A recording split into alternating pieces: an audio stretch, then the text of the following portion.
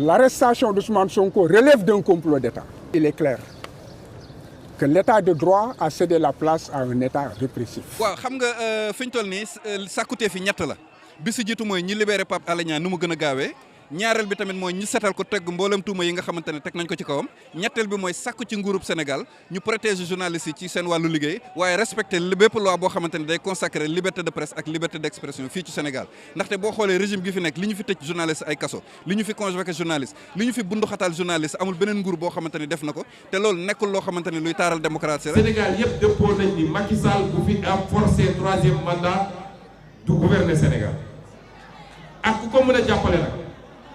mun na jënd lu mu bëgg a jënd yëpp ci ay waxkat moo xam ci presse moo xam ci ay kilifa moo xam mais su fi forcé troisième mandat complot ko conseil constitutionnel du gouverner réew loolu amuñu ci luñ ciy seet amuñu ci sago parce que dëkk bu jotee rek dañ koy wax réew mi kenn ku ne dañ fi am sa wàll nañu bàyyi tappale bi bu xaalis génnee ku nekk di wax bu xaalis génnee façon déclaration bu ne ku yaakaar ni mën nga jënd